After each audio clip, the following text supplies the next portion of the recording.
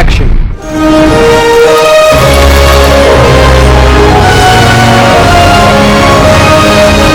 दर्शकवृन्द, corona महामारीका कारण देशमा मृत्यु दर बढिरहेको छ भने अस्पतालमा शय्याहरू पाइरहेको छैन। निजी स्तरबाट कति ठाउँमा ग्यासहरू सिलिन्डरहरू आफै बाँड्ने प्रचलन पनि हामी देखिरहेका छौँ। वास्तवमा सरकारले यो बेला अरू चिजहरू छोडेर सिङ्गो शक्ति नै कोरोना नियन्त्रणमा लाग्नुपर्ने बेलामा सत्ता टिकाउनका लागि सरकार व्यस्त रहेको देखिन्छ। भर्खरै मात्र एमालेको स्थायी कमिटीको बैठक सकिएको छ। आज हामी यही विषयमा रहेर कुराकानी गर्छौँ। नेपाली काङ्ग्रेसको धारणा के रहेको छ, नेकपा माओवादी केन्द्रको धारणा के रहेको छ, विशेषतः 27 गते प्रधानमन्त्रीले संसदमा विश्वासको मत लिने कार्यक्रम रहेको छ। नेपाली काङ्ग्रेस यसमा कसरी अगाडि बढ्छ भन्ने विषयमा केन्द्रीय समितिको बैठक बसेर काङ्ग्रेसले आफ्नो धारणा सार्वजनिक गरिसकेको अवस्था छ। आज हामी देशको समसामयिक राजनीतिक विषयवस्तुमा चर्चा परिचर्चा गर्ने क्रममा रहेका छौँ। यति बेला हाम्रो सम्पर्कमा नेपाल विद्यार्थी सङ्घका पूर्व अध्यक्ष, नेपाली काङ्ग्रेसका केन्द्रीय सदस्य, युवा नेता प्रदीप पौडेलसँग कुराकानी गर्दैछौँ। यहाँलाई स्वागत छ। नमस्कार। हजुर नमस्कार। हजुर पौडेलजी आराम हुनुहुन्छ? हजुर यस्तै छ, अब घरमै बसिएको छ। अहिलेसम्म त्यस्तो केही भएको छैन। गत वर्ष यही समयमा मैले यहाँसँग कुराकानी गरेको रहेछु। करिब करिब 1 वर्ष बितिसकेछ। फेरि यो कोरोनाको महामारी बढेको छ। सङ्क्रमितहरूको सङ्ख्या दिनानुदिन बढ्दो अवस्थामा छ। मृत्युदर बढिरहेको छ। यसलाई चाहिँ यहाँले कसरी लिनु भएको छ, कसरी हेर्नु भएको छ? सरकारले गर्नुपर्ने काम कर्तव्यहरू गर्न सकेको छ कि छैन? पोहोर यहाँसँग कुराकानी गर्दा भन्नुहुन्थ्यो सम्पूर्ण नेपाली काङ्ग्रेस पनि सरकारलाई यसलाई सपोर्ट गरेर जानका लागि हामी रेडी छौँ भनेर भन्नुभएको थियो। अहिलेको अवस्था र पोहोरको अवस्थाको बारेमा अलिकति मूल्याङ्कन गरिदिनुहोस् न। यो महामारी हो होइन, यसमा चाहिँ अब कुनै दल अथवा कुनै समुदाय अथवा कुनै क्षेत्र मात्रै प्रभावित छैन। संसारमै मानव समुदाय यसबाट प्रभावित भएको स्थिति छ। हाम्रो देशमा पनि देशका सबै नागरिकहरू यसबाट प्रभावित भइरहेको अवस्था छ। त्यसैले यो सत्तापक्ष प्रतिपक्ष भनेर यसलाई छुट्याउने अवस्था छैन। समग्र देश नै यसका विरुद्ध जुट्नुपर्ने स्थिति छ। अब पोहोरसँग तुलना गर्दा चाहिँ कोभिडको अनुभव हामीलाई लामो भइसक्यो। कोरोना महामारीका रूपमा फैलिएर हाम्रो समाजलाई प्रभाव पारिरहेको समय चाहिँ धेरै गुज्रिसक्यो। तर अब यत्रो लामो समयसम्म कोरोनाले प्रभाव पार्दा पनि हामीले समयमा यसको सावधानी किन अपनाएनौँ? यसबाट बच्ने अरू प्रिकसनका उपायहरू किन अपनाएनौँ? सरकारले चाहिँ स्वास्थ्य क्षमता वृद्धि किन गरेन? सरकारले यसलाई मात्रै प्राथमिकतामा राखेर जनजीवन सामान्य बनाउने किन कोसिस गरेन भन्ने सवालसँग यो लामो समय जोडिन्छ जस्तो मलाई लाग्छ। 1 वर्षभन्दा 1.5 वर्षको हाराहारीमा यो समय गुज्रिसक्यो। यो 1.5 वर्षमा मेरो विचारमा 1.5 वर्ष अगाडि जति आइसोलेसन हामीसँग उपलब्ध थियो अथवा जति आइसियु हामीसँग उपलब्ध थियो, जति भेन्टिलेटर हामीसँग उपलब्ध थियो, जति सङ्ख्यामा अस्पताल सञ्चालित अस्पतालहरू थिए, त्यसमा खासै वृद्धि भएको अवस्था छैन। त्यसैले राज्यले कोभिडको यो महामारीको समयलाई चिनेन, त्यसअनुसार तयारी गरेन। यसलाई प्राथमिकतामा राखेर जनस्वास्थ्यमा जुन खालको सावधानी अपनाउनु पर्थ्यो त्यो अपनाउने कोसिस गरेन। राज्यको उपस्थिति त्यो बेलामा कस्तो थियो र अहिले कस्तो थियो भनेर तुलना गरेर हेर्दा करिब करिब उस्तै छ। तर कोरोनाको प्रभाव चाहिँ त्यो बेलाभन्दा अहिले अझ बढी बढेर गएको छ। यो भाइरसले चाहिँ त्यो बेलामा जति प्रभाव पार्थ्यो त्योभन्दा बढी प्रभाव पार्ने स्थिति देखिएको छ। अहिले चाहिँ कोरोना पीडितहरूको सङ्ख्या, सङ्क्रमितहरूको सङ्ख्या पहिलेभन्दा धेरै छ। जो सङ्क्रमित भएको छ त्यो पहिलेभन्दा बढी पीडित हुने स्थिति बनेको छ, अथवा यो भाइरस चाहिँ पहिलेभन्दा ज्यादा शक्तिशाली बनेको जस्तो देखिएको छ। उपचार क्षमता कति पनि वृद्धि भएको छैन। त्यसकारणले पहिले चाहिँ भेन्टिलेटर, आइसियु यो ढङ्गबाट चाहिँ उपलब्ध नहुने स्थिति थिएन। अहिले त्योभन्दा बढी सङ्कटग्रस्त अवस्था भएको छ। हामीले आइसियु नभेटिने स्थिति बनेको छ। भेन्टिलेटर त धेरै परेको कुरा भइरहेको छ। सरकारले अथवा चाहिँ राज्यले उपचारमा जति सहयोग गर्नुपर्ने हो त्यो सहयोग गर्ने चाहिँ अवस्था पहिलेभन्दा अझ कमजोर भएर गएको छ। जनजीवन पहिलेभन्दा अझ बढी अस्तव्यस्त भएर गएको छ। अब तपाईँको लकडाउनको समयमा उपचारबाट धेरै मान्छेहरू वञ्चित हुने स्थिति, जनजीवन असाध्यै धेरै चाहिँ आक्रान्त बन्दै गएको छ। राज्यले हात उठाएको स्थिति छ। उपचारमा पहुँच हुने अथवा पैसा हुनेको मात्रै चाहिँ उपचार हुन सक्छ। पहुँच पनि नहुने, पैसा पनि नहुने ले चाहिँ उपचार गर्न सक्ने स्थिति छैन। त्यसैले समग्रमा भन्दा, त्यो बेलामा भन्दा कोरोनाबाट अहिले बढी खतरा उत्पन्न भएको जस्तो मलाई लाग्छ। हजुर, पौडेलजी, जस्तै अहिले यति बेला सरकारलाई दोष दिने कि प्रमुख प्रतिपक्षी दलहरू पनि सबै मिलेर यति बेला कोरोना नियन्त्रणमा लाग्नुपर्ने बेला, यस्तो लाग्दैन यहाँलाई? होइन, मतलब यो चाहिँ कस्तो हुन्छ भने कार्यकारी भूमिकामा सरकार हुन्छ, हस्ताक्षर गर्ने ठाउँमा सरकार हुन्छ, योजना ल्याउने ठाउँमा सरकार हुन्छ, बजेट विनियोजन गर्ने ठाउँमा सरकार हुन्छ, अनि अथवा चाहिँ भनौँ न सरकारी संयन्त्रहरूलाई परिचालन गर्ने ठाउँमा सरकार हुन्छ। अब सबै कुरा सरकारले नै गर्ने हो। सरकारसँग राम्रो योजना भयो भने, सरकारले चाहिँ जनताको स्वास्थ्यका बारेमा बढी चासो राखेर त्यसअनुसार जनजीविकालाई सामान्य बनाउन खोज्यो भने हामीले सहयोग नगर्ने कुरै छैन। हामीसँग सरकारले कस्तो सहयोग खोजेको हो? हामीले चाहिँ यो बेलामा चाहिँ विषयान्तर गरेर अरू विषय उठाउन खोजिरहेको अवस्था पनि होइन। त्यसैले सबैजना कोभिडका विरुद्ध लडौँ, सरकारकै नेतृत्वमा लडौँ भन्ने हाम्रो भनाइ हो। सरकारको नेतृत्व स्वीकार नगरेको अवस्था होइन, हामीले सरकारको विकल्प खोजिरहेको अवस्था पनि होइन। तर सरकार यो बेलाको चाहिँ जुन सङ्कटग्रस्त अवस्था छ यसलाई मौकाका रूपमा उपयोग गरिरहेको छ। आफू कसरी बलियो हुने, आफ्नो गुट कसरी बलियो बनाउने, आफ्नो पार्टी कसरी बलियो बनाउने, आफू नजिक रहेका बिचौलियाहरूलाई कसरी लाभान्वित गराउने, अनि यो बेलामा चाहिँ जनताका नाममा कसरी ब्रह्मलुट गर्ने, यति कुरामा मात्रै सरकार लागेको देखिन्छ। अहिले चाहिँ 27 गते फेरि संसद बोलाइएको छ। किन बोलाइएको भन्दा विश्वासको मत लिन। विश्वासको मत लिन कसले चाहेको? प्रधानमन्त्रीले होइन, कसैले अविश्वासको प्रस्ताव दर्ता गरेको स्थिति थियो। सरकारलाई अविश्वास छ, त्यो आफ्नो ठाउँमा छ, तर यो बेला होइन भनेर हामीले त्यो प्रकट नगरिरहेको अवस्थामा पनि सरकार यो बेलालाई आफ्नो स्वार्थमा उपयोग गर्नका निम्ति विश्वासको मत लिन चाहिँ अगाडि बढिरहेको छ। अहिले सरकारको प्राथमिकतामा केमा हुनुपर्छ? सरकार के कुरामा लाग्नुपर्छ? सरकार वास्तवमा कोभिड नियन्त्रण गर्न साँच्चै लाग्थ्यो भने सरकार पपुलर हुन सक्थ्यो, सरकारको नेतृत्व भरपर्दो र विश्वासिलो हुन सक्थ्यो, सरकारको विरोध कसैले गर्यो भने त्यो पङ्गु हुन सक्ने स्थिति थियो। त्यसैले सरकारले जनताका नाममा काम गर्न सक्ने यति राम्रो मौका हुँदा पनि सरकार त्यसलाई चाहिँ प्राथमिकतामा नराखेर अन्य कुराहरू किन चाहिँ खोजिरहेको छ? प्रतिपक्षका रूपमा हामीले सरकारको पर्फर्मेन्स भएन भनेर भन्न पाउने कि नपाउने? भएकै छैन त कसरी पर्फर्मेन्स राम्रो छ भनेर भन्ने? जनताप्रति सरकार उत्तरदायी हुन सकेकै छैन। जनस्वास्थ्यको मामिलामा सरकार एकदमै धेरै अनुत्तरदायी भएको छ। सरकारले चाहिँ योभन्दा अगाडि भ्याक्सिन उपलब्ध गराउन सकेन। अहिले चाहिँ भ्याक्सिन कसले ल्याउने भनेर कमिसन कति आउँछ, कमिसन धेरै आउन नपाएको कारणले भ्याक्सिन नआएको रहेछ, हामीले थाहा पायौँ। सरकारले समयमै भ्याक्सिन ल्याएर सबै जनतालाई भ्याक्सिन दिन सकेको भए त कमसेकम यस्तो समस्या त उत्पन्न हुँदैन थियो होला। त्यसैले सरकारले जनतालाई भ्याक्सिन उपलब्ध गराउने होइन, भ्याक्सिनका नाममा कमिसन खाने कुरालाई प्राथमिकतामा राखेको कारणले यो समस्या उत्पन्न भएको।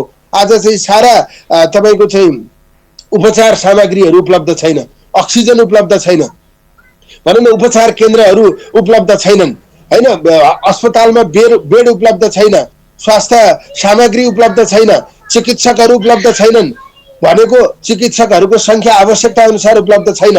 फ्रन्ट लाइनमा बसेर एकदमै जोखिम मोलेर काम गर्ने चिकित्सकहरू, स्वास्थ्यकर्मीहरू, सुरक्षाकर्मीहरू, पत्रकारहरू एकदमै अलपत्र परिरहेको स्थिति छ।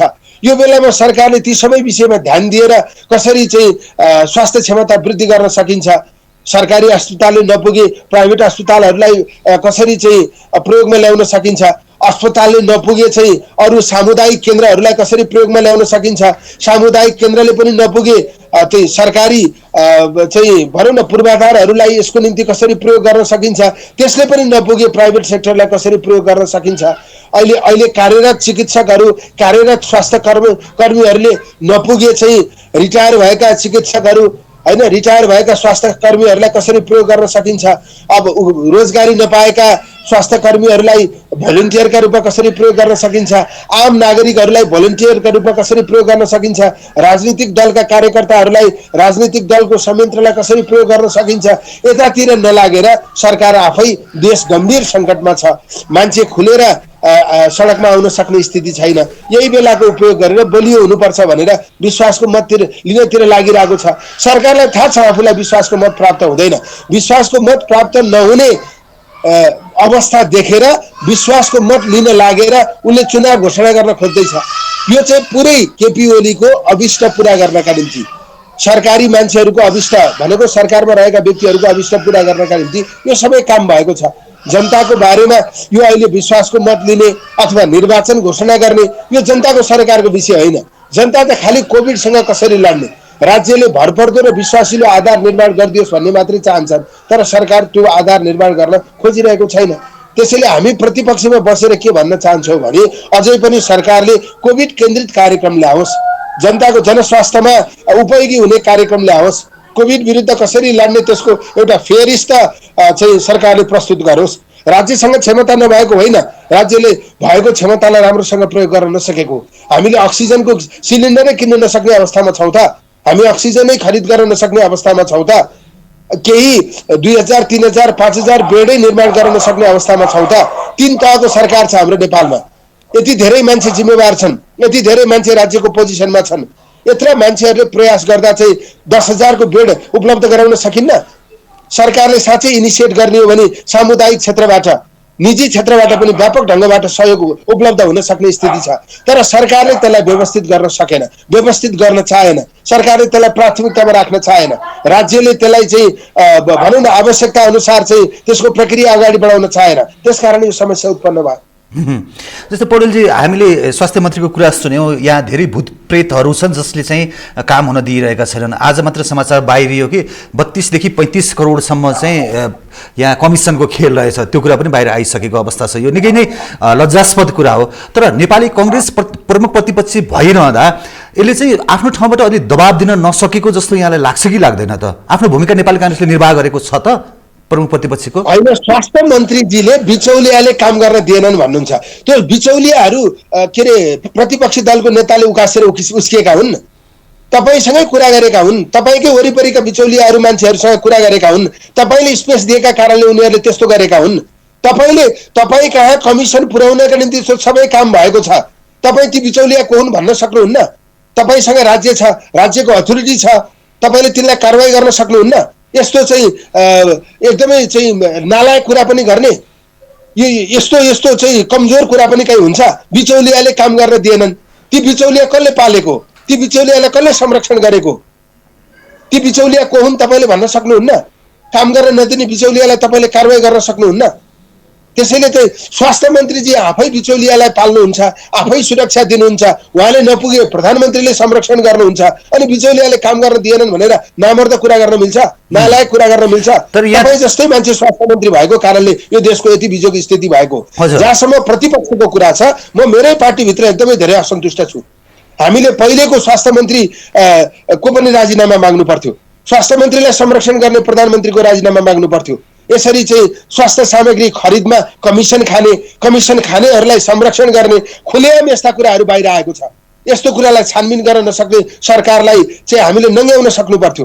तपाईँको मास्कमा कमिसन खाने, अक्सिजन सिलिन्डरमा कमिसन खाने, अस्पतालको बेडमा कमिसन खाने, होइन यस्तो पनि हुन्छ? यस्तो अमानवीय व्यवहार पनि गर्न पाइन्छ सरकारमा बसेर? सरकारको चाहिँ जिम्मेवार निकायमा बसेर यस्तो गर्न पाइन्छ? प्रदीपजी, यहाँ जस्तै नेपाली काङ्ग्रेसको केन्द्रीय सदस्य भएर यो भन्दै गर्दा यहाँको पार्टी अध्यक्ष कहिले पनि यो विषयमा खुलेर बोलेको हामीले कहिले पनि सुन्न पाएनौँ। प्रधानमन्त्रीसँग उहाँको साँठगाँठ छ, त्यही भएर देउबाजी केही पनि बोल्नुहुन्न, सबैतिरबाट यो आलोचना आइरहेको थियो। त्यति बेला यहाँले चाहिँ दबाब किन दिन सक्नु भएन आफ्नो पार्टीभित्र? होइन, हाम्रो नेपाली कङ्ग्रेस पार्टीले हेर्नुहोस् यो विषयमा धेरै पटक भनेको छ। हामी अस्ति भर्खर पत्रकार सम्मेलन गरेर हाम्रो सभापतिले कोभिडका बारेमा सरकारले प्रभावकारी भूमिका निर्वाह गरेन भनेर उहाँले भन्नुभएको होइन? यो सबै प्रधानमन्त्रीको नालायकीका कारणले बिग्रेको भनेर उहाँले पत्रकार सम्मेलनमा भन्नुभएको होइन? म मान्छु हाम्रो सभापति आक्रामक हुनुहुन्न, उहाँको बोली नै बुझिँदैन, त्यसैले आक्रामकता छैन। त्यो आक्रामकता नहुनुको अर्थ चाहिँ प्रधानमन्त्रीसँग साठगाँठ छ भनेर भन्न त मिलेन नि। त्यसकारणले चाहिँ कार्यशैली अथवा रणनीति मिलेन भनेर हामीले हाम्रो सभापतिलाई भनिरहेका छौँ। यस्तो खालको चाहिँ लिबरल रणनीतिले, यस्तो खालको डिफेन्सिभ रणनीतिले कहीँ पनि पुगिँदैन। प्रतिपक्ष त आक्रामक हुनुपर्छ। अघिल्लो संसद जुन चलेको थियो त्यो संसदमा मेरो सभापति किन नबोल्नु भएको भनेर मैले सभापतिलाई प्रश्न गरेको छु। प्रधानमन्त्री त संसदमै जानु भएन, तर मेरो सभापति संसदमा गएर किन बोल्नु भएन? त्यसैले आक्रामकता भएन भनेर, हाम्रो नेतृत्वमा आक्रामकता भएन भनेर हामीले नै कुरा उठाइरहेका छौँ। तर आक्रामकता भएन भन्नुको अर्थ चाहिँ प्रधानमन्त्रीसँगै मिल्यो, प्रधानमन्त्रीसँग साठगाँठ गर्यो भनेर भन्न मिल्दैन। त्यसकारणले हाम्रो भनाइ के हो भने, ए बाबा प्रधानमन्त्रीको अथवा सरकारको विरोध गर्यो भने यस्तो बेलामा विरोध गर्यो भनेर भनिन्छ। अब सरकार कस्तो नालायक छ, कति नाङ्गो छ, कति बेविचारी छ भने यस्तो बेलामा कमिसन खान्छ। त्यसैले हामीले अहिले कम्तीमा यो कोभिडको प्रभावको बेलामा चाहिँ प्रधानमन्त्रीको विकल्प पनि खोज्दैनौँ। हामीले भनेका छौँ प्रधानमन्त्री केपी ओलीजी नैतिक हिसाबबाट कुर्सीमा बस्न मिल्दैन, उहाँले चाहिँ वैधता गुमाइसक्नु भएको छ। जुनसुकै हालतमा पनि केपी ओलीको विकल्प खोज्नुपर्छ। तर कोभिडको यत्रो धेरै प्रकोप बढेको बेलामा प्रधानमन्त्रीको विकल्प खोज्नुभन्दा प्रधानमन्त्रीले नै जनताको स्वास्थ्य रक्षाका निम्ति विशेष कार्यक्रम ल्याउनु भयो भने हामी त्यसलाई साथ दिन तयार छौँ। एउटा प्रश्न यसमा जोड्न चाहे, विरुद्ध लड्नका निम्ति सरकार प्रभावकारी हुनुपर्छ, सरकारको योजना प्रभावकारी हुनुपर्छ, सरकारको साधन स्रोत सही ठाउँमा प्रयोग हुनुपर्छ, सरकारले सही ठाउँमा साधन स्रोत प्रयोग गर्ने गरी योजना ल्याओस्, कार्यक्रम ल्याओस्, त्यसमा हामीलाई पनि परिचालन गरोस्। हामी सरकारलाई सहयोग गर्न तयार छौँ। तर सरकार चाहिँ लकडाउन गर्ने अनि सुतेर बस्ने पनि होइन, आफ्नो स्वार्थ पुरा हुने काम मात्रै गर्ने, त्यस्तो गरिरहँदा चाहिँ हामी कसरी हेरेर बस्न सक्छौँ? त्यसैले हामी भित्र पनि आक्रामकता बढ्न जरुरी छ, प्रधानमन्त्रीलाई हामीले घेराउ गर्न जरुरी छ। त्यसैले चाहिँ यो चाहिँ डिफेन्सिभ ढङ्गले एकदमै चाहिँ यो लिबरल ढङ्गबाट हामीले चाहिँ सरकारलाई सच्याउन सक्दैनौँ, त्यो कुरा म स्वीकार गर्छु। त्यसैले हाम्रो भित्र आक्रामकता बढाउन जरुरी छ। हामीले आक्रामकता बढाउन सक्यौँ भने मलाई त केपी ओलीजीलाई अब सच्याउन सकिन्छ भन्ने मलाई लाग्दैन। उहाँलाई निकाल्नु बाहेक अर्को कुनै विकल्प छैन, जिम्मेवारीबाट च्युत गर्नु बाहेक अर्को कुनै विकल्प छैन। तर हामीले आफ्नो भूमिकालाई प्रभावकारी बनाउनका निम्ति हामीले हाम्रो रणनीति फेर्नुपर्छ र आक्रामकता बढाउनुपर्छ भन्ने मलाई लाग्छ। केपी ओलीजीलाई पछ्युत गरेर नेपाली कांग्रेस आफ्नै नेतृत्वमा सरकार बनाउन चाहेको हो, प्रश्न भनिदिनुहोस्। नेपाली कांग्रेसले सरकार बनाउन चाहेको होइन, हामीले केपी ओलीको विकल्प मात्रै चाहेका हौँ। नेपाली कांग्रेस सरकारमा जानका निम्ति जायज नाजायज सबै काम गर्न तयार छैन, मरिहत्ते गरिरहेको छैन। हामी खास सरकारमा जाने भन्दा पनि कोभिडको नियन्त्रणका निम्ति प्रभावकारी ढङ्गबाट चल्ने प्रधानमन्त्री अथवा प्रभावकारी कार्यक्रम ल्याउने, यसलाई प्राथमिकतामा राख्ने, जनताको जनस्वास्थ्यका बारेमा एकदमै गम्भीर हुने चाहिँ नेतृत्व हामीले खोजिरहेका छौँ।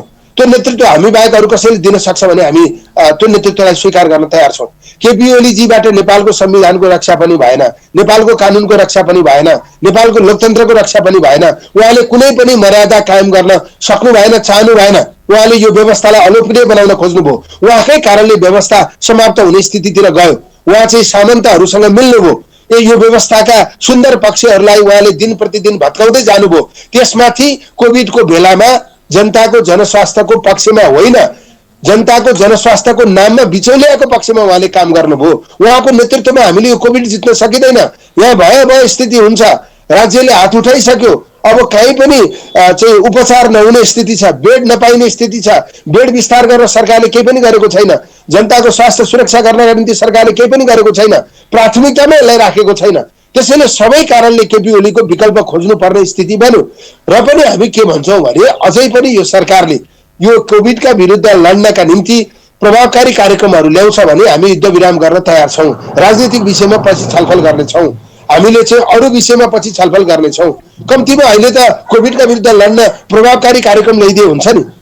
केपी ओलीजीले संसदको बैठक कोभिडका बारेमा छलफल गर्न बोलाए हुन्छ नि, कोभिडका बारेमा प्रभावकारी कार्यक्रम पास गर्न संसदको बैठक बोलाए हुन्छ नि, सर्वदलीय बैठक बोलाए हुन्छ नि। अनि सर्वदलीय बैठकमा उहाँले राम्रा कार्यक्रमहरू ल्याएर जनताको स्वास्थ्य सुरक्षा गर्ने सङ्केत देखाए हुन्छ नि। त्यसमा कांग्रेसले समर्थन गरेन भने उहाँले कांग्रेस नङ्ग्याए हुन्छ नि। तर उहाँले चाहिँ त्यो बारेमा कुनै कार्यक्रम नै नल्याउने, छलफलै नगर्ने, उहाँ चाहिँ यो यस्तो विषम परिस्थितिमा सबै मान्छे समस्यामा छन्, यो बेलामा ब्रह्मलुट गर्नुपर्छ, यो बेलामा आफ्नो अभिष्ट पुरा गर्नुपर्छ, यही बेलामा चुनाव घोषणा गरेर जित्नुपर्छ, राज्यका सबै संयन्त्रहरू कब्जा गर्नुपर्छ भन्ने बाटोतिर लागेपछि अब केपी ओलीको विकल्प खोज्न अनिवार्य भएन।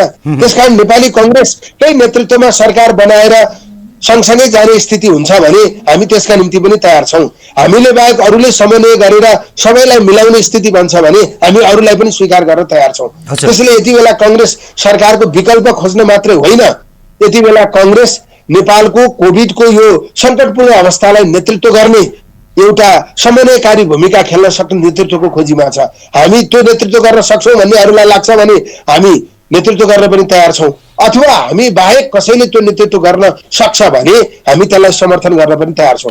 हामीले मात्रै गरेर सरकार बन्न सक्ने, ओलीको विकल्प खोज्न सक्ने स्थिति आजको दिनमा छैन। त्यसैले हामी बाहेक अरू शक्ति पनि मिल्न सक्ने कुनै नेतृत्व आउन सक्छ भने हामी त्यसलाई स्वीकार गर्न तयार छौँ भनेर हामीले भनेका छौँ। हजुर, जस्तै अब 27 गते विश्वासको मत प्रधानमन्त्रीलाई नदिने भनेर नेपाली काङ्ग्रेसले निर्णय गरिसकेको छ। यो अवस्थामा अब त्यसपछिको नेपालको राजनीतिक घटनाक्रम कसरी अगाडि बढ्ला? नेपाली काङ्ग्रेसले नेतृत्व गर्ला अथवा नेकपा माओवादी केन्द्रलाई सपोर्ट गर्ला या फेरि संसद प्रधानमन्त्रीले विघटन गरेर चुनावमा जाने भनेर डिसिसन गर्नु होला? के हुन्छ जस्तो लाग्छ यहाँलाई? हेर्नुहोस्, देश केपी ओलीको ठुलो षड्यन्त्रमा फँसेको छ। वर्तमान प्रधानमन्त्रीले यो विश्वासको मत लिने भनेर संसद बोलाउनु भएको कोभिड नियन्त्रण गर्नका लागि होइन, जनताको पक्षमा होइन। उहाँले आफ्नो अभिष्ट अथवा आफ्नो षड्यन्त्र पुरा गर्नका निम्ति चाहिँ उहाँले यो सबै कुरा गर्नुभएको छ। उहाँलाई थाहा छ आफ्ना पक्षमा विश्वासको मत प्राप्त हुँदैन। आफ्नो पक्षमा विश्वासको मत प्राप्त नभएपछि उहाँले अस्ति लुम्बिनीमा जे गर्नुभयो त्यही गर्नुहुन्छ। राष्ट्रपतिजी केपी ओलीजीको अन्ध समर्थक हुनुहुन्छ। केपी ओलीजीले जे भन्यो त्यही गरिदिनुहुन्छ। राष्ट्रपतिजी र प्रधानमन्त्रीजी मिलेर यो देशलाई धेरै ठुलो समस्यामा पुर्याउँदै हुनुहुन्छ। उहाँहरू आफू शक्तिमा बसिरहनका निम्ति विभिन्न खाले प्रपञ्च रचिरहनु भएको छ, षड्यन्त्रको तानाबाना बुनिरहनु भएको छ। अब उहाँले विश्वासको मत प्राप्त गर्नुहुन्न। विश्वासको मत प्राप्त नगरेपछि उहाँलाई के गरिन्छ भने राष्ट्रपतिजीले अब ठुलो दलको नाताले फेरि प्रधानमन्त्री घोषणा गर्नुहुन्छ होइन। अनि प्रधानमन्त्री घोषणा गरिसकेपछि उहाँले अरूको पक्षमा बहुमत पुग्न दिनुहुन्न।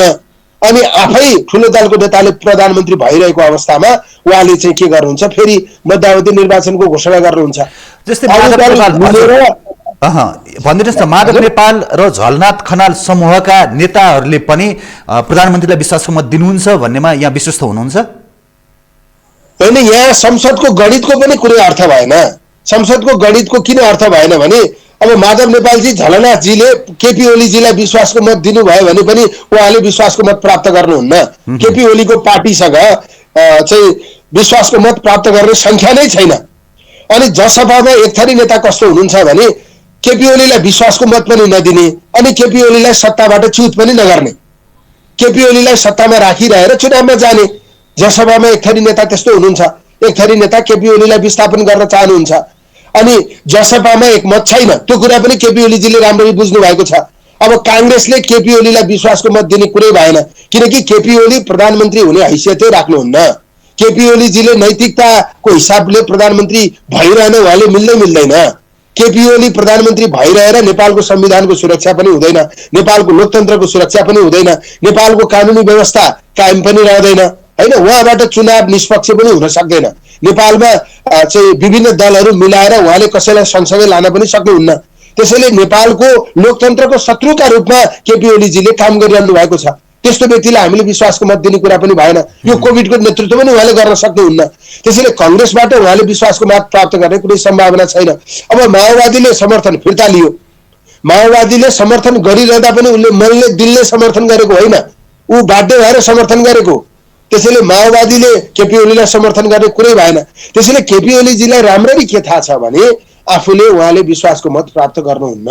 माधव नेपालजी झलनाथजी दुवैले उहाँहरूको पक्षले उहाँलाई विश्वासको मत दिए पनि केपी ओलीजीले विश्वासको मत प्राप्त गर्न सक्नुहुन्न अथवा बहुमत प्राप्त गर्न सक्नुहुन्न। त्यो उहाँलाई राम्रै थाहा छ।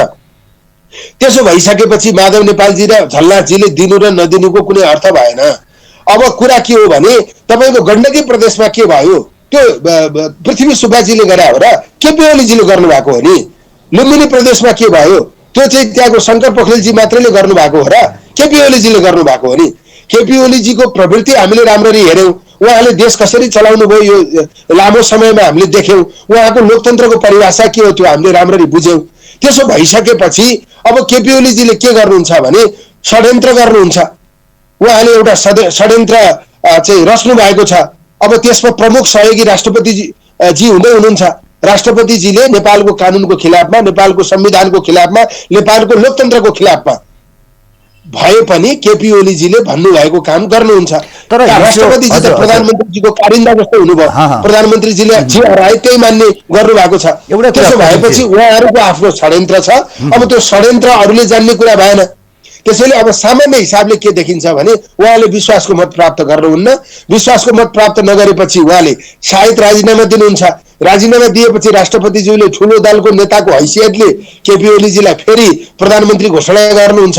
त्यसपछिको अर्को स्टेपमा पनि उहाँहरूले विभिन्न षड्यन्त्र गर्नुहुन्छ र देशलाई चुनावमा लानुहुन्छ। तर उहाँले केपी ओलीजीले चुनाव आफू सत्तामा बसेर गर्न चाहनु भएको, आफू सत्तामा नबस्दा उहाँले चुनाव चाहनुहुन्न।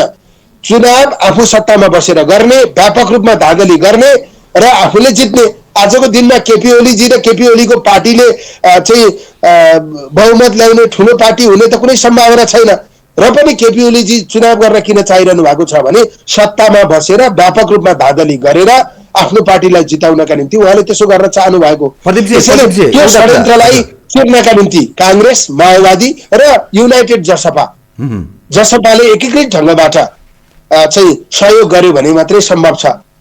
जस्तै प्रदीपजी, हिजो बुढा नीलकण्ठमा नेकपा एमालेका अध्यक्ष एवं प्रधानमन्त्री र नेपाली कांग्रेसका अध्यक्ष बसेर सभापति बसेर त लामो समयसम्म लङ टर्मसम्म मिलेर जाने भन्ने किसिमको सहमति आन्तरिक रूपमा भएको छ भन्ने सुन्नमा आएको छ नि। होइन, केपी ओलीजीको प्रस्ताव के हो भने म प्रधानमन्त्री भइरहन्छु, यसरी नै संविधान मिचिरहन्छु, यसरी नै लोकतन्त्रलाई कमजोर बनाइरहन्छु, यसरी नै यो व्यवस्थाको धुच्ची उडाइरहन्छु, मलाई प्रधानमन्त्री मान्नुहोस्, मिलिहाल्छ। उहाँले भनेको त्यही हो। म बस्दिनँ, म विवादास्पद भएँ, मैले सबैलाई सँगसँगै लिएर जान सकिनँ, विकल्प के हो भन्नुहोस्, म मिल्न तयार छु भनेर उहाँले भन्नु पर्यो नि। म उसै परे प्रधानमन्त्रीबाट पनि राजीनामा दिन तयार छु। मैले संसद विघटन गरेँ, अदालतले त्यसलाई पुनर्बहाली गरिदियो, यसले यो व्यवस्थालाई बढी अस्थिर बनायो। त्यसैले म चाहिँ कुर्सीमा एकदमै लिसो टाँसिए जस्तै टाँसिएर बस्दिनँ, मेरो विकल्प पनि खोजौँ। अब ल आउनुहोस्, म पनि छोड्न तयार छु उस्तै पर्यो भने। तपाईँहरूले समर्थन गर्नुहुन्छ म बस्छु, तपाईँहरूले समर्थन गर्नुहुन्न म पनि छोड्छु। ल अब सँगसँगै जाउँ भनेर उहाँले भन्नु पर्यो नि। बसेर मनपरी गर्ने अनि मिल्न तयार छु भनेर गएर त्यसरी गफ गरेर के अर्थ छ? यहाँको सभापतिले चाहिँ के जवाफ दिनुभयो त? होइन, म त्यो बैठकमा उपस्थित थिइनँ। मैले बाहिर जे कुरा आयो त्यही कुरा मैले सुनेको हो। अब त्यहाँ नेपाली कांग्रेसले प्रधानमन्त्रीलाई विश्वासको मत नदिने भनेर पहिल्यै निर्णय गरेको छ होइन। हामीले त केन्द्रीय कार्य समितिबाट प्रधानमन्त्रीले राजीनामा दिनुपर्छ भनेर निर्णय गरिसकेका छौँ नि। सभापतिकै सभापतित्वमा बैठक भएको हो। अनि त्यो बैठकले त्यस्तो निर्णय गरेको पार्टीको सभापतिले अरू के जवाफ दिनुहुन्छ? उहाँलाई विश्वासको मत दिन सक्दैनौँ, यो कारणले सक्दैनौँ। तपाईँ प्रधानमन्त्रीका रूपमा कन्टिन्यू भइरहँदा चाहिँ देशमा तपाईँको सबै दलहरूसँग समन्वय पनि हुन सक्दैन। यो यस्तो जटिल परिस्थितिमा तपाईँले नेतृत्व गर्न पनि सक्नुहुन्न, देशलाई चाहिँ एकदम यो महामारीबाट तपाईँले बचाउन पनि सक्नुहुन्न, नेपालको लोकतन्त्र सुरक्षित गर्न पनि सक्नुहुन्न। तपाईँले सबै संवैधानिक संस्थालाई ध्वस्त बनाइसक्नुभयो, यो व्यवस्थालाई एकदमै धेरै बदनाम गरिसक्नुभयो। त्यसैले अब नो मोर केपी ओली भन्नुको कुनै विकल्प छैन, त्यही भन्नुभयो होला। ओके, अब केपी ओली को विकल्प को त प्रदीपजी? छोटकरीमा भनिदिनुहोस् न, प्रधानमन्त्रीको विकल्प चाहिँ को त? तपाईँको छलफलबाट तय हुने कुरा हो, समझदारीबाट तय हुने कुरा हो, विधि व्यवस्थाले तय गर्ने कुरा हो। तर म यति कुरा के भन्छु भने केपी ओलीज्यूको नेतृत्वमा देश अगाडि बढिरहँदा चाहिँ देशमा अरू सङ्कट निम्तिन्छ, देशका समस्याहरू हल हुँदैनन्, समाधान हुँदैनन्।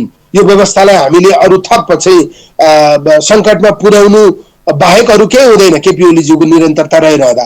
त्यसैले केपी ओलीज्यूले राजनीतिमा नैतिकता बचाउन पनि सक्नु भएन, केपी ओलीज्यूले 2/3 भारी राम्ररी बोक्न पनि सक्नु भएन, केपी ओलीज्यूले 3 वर्षसम्म सरकार चलाएर देशलाई एउटा पनि सिग्नेचर प्रोजेक्ट दिन पनि सक्नु भएन, केपी ओलीज्यूले नेपालमा शान्ति सुरक्षा कायम गर्न पनि सक्नु भएन, केपी ओलीज्यूले नेपालमा स्थिरता पनि दिन सक्नु भएन। त्यसैले चाहिँ यो भद्रगोलको स्थिति उहाँको नेतृत्वको कारणले उत्पन्न भयो। त्यस हुनाले चाहिँ नेपालको कानुनी व्यवस्था रक्षा गर्नका निम्ति, नेपालको लोकतन्त्रलाई अक्षुण्ण राख्नका निम्ति, नेपालमा चाहिँ स्थिरता कायम गर्नका निम्ति केपी ओलीज्यूको विकल्प खोजौँ। अझ केपी ओलीज्यूले निष्पक्ष निर्वाचन गर्न पनि सक्नुहुन्न। निष्पक्ष निर्वाचन हुन सकेन भने त यो व्यवस्थाको कुनै पनि चाहिँ शर्तहरू कायम रहन सक्दैन। त्यसैले चाहिँ निष्पक्ष निर्वाचन गर्नका निम्ति पनि उहाँको विकल्प खोजिनुपर्छ। उहाँले नेपालमा कुनै पनि संस्थालाई स्वतन्त्र ढङ्गबाट विकास हुन दिनु भएन, नेपालमा संस्थागत विकास उहाँको पालामा हुन सकेन। त्यस हुनाले चाहिँ संवैधानिक अङ्गको चाहिँ भनौँ न राज्यका संयन्त्रहरूको संस्थागत विकास गर्नका निम्ति पनि उहाँको विकल्प खोज्न जरुरी छ। अब को हुन्छ भन्ने कुरामा म त शेरबहादुर देउवा बनाउन चाहन्छु होला, तर चाहिँ अरूले